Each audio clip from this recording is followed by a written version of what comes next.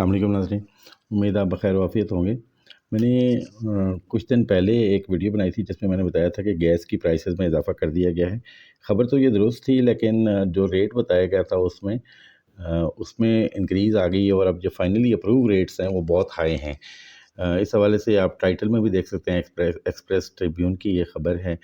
गुज़िश्ता रोज़ gas की prices में, जो रेजिडेंशियल गैस की प्राइसेस उसमें 67% इजाफ़ा कर दिया गया है, और उसके अलावा जो इंडस्ट्रियल गैस है उसमें इससे भी कहीं ज़्यादा इजाफ़ा आपको देखने में नज़र आएगा, और इससे महंगाई की जो नई लहर उठेगी उसका आप अंदाज़ा कर सकते हैं।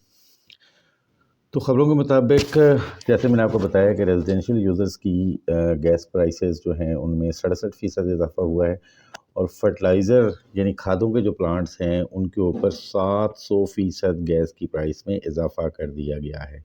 700%। आप देख सकते हैं कि इतना बड़ा इजाफ़ा, मेरे ख़्याल है दुनिया में ये सबसे बड़ा इजाफ़ा है। Guinness book of world record में इसको आना चाहिए।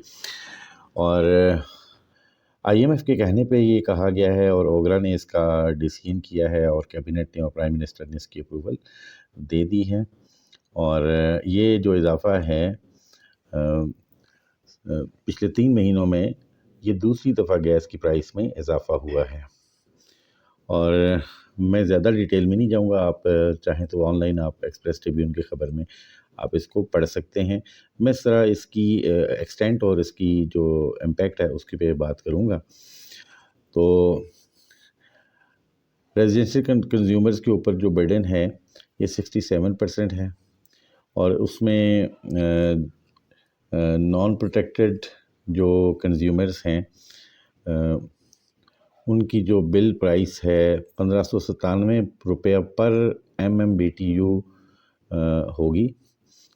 और इम्पोर्टेड गैस जो है री गैसीफाइड जो LNG है, RLNG जो है, उससे भी ये ज़्यादा होगी। 1.5 HM3 कंज्यूमर्स जो हैं, जो उनका रेट है वो 1450 रुपये कर दिया गया है, जो कि 21% हायर बनता है।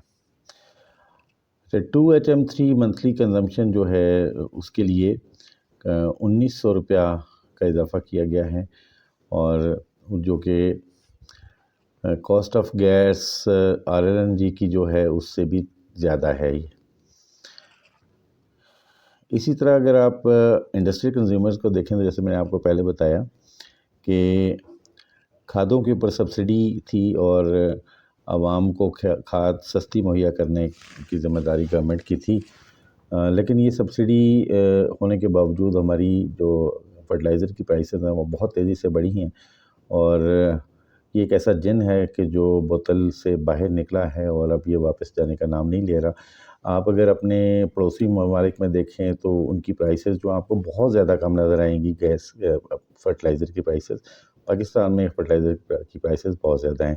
गवर्नमेंट का ये कहना था कि ये जो सब्सिडी हमने दी थी इसको आवाम को ट्रांसफ़र नहीं किया जा रहा, इसीलिए इसकी प्राइस में जो सब्सिडी थी वो वापस ली जा रही है। और ये जो इजाफ़ा है ये अब 700% हो गया है। 7 टाइम्स जो है ना वो ये हो जाए इजाफ़ा है नया। आप ये देखें कि इतना बड़ा इजाफ़ा जो है वो आपने कभी भी नहीं सुना होगा।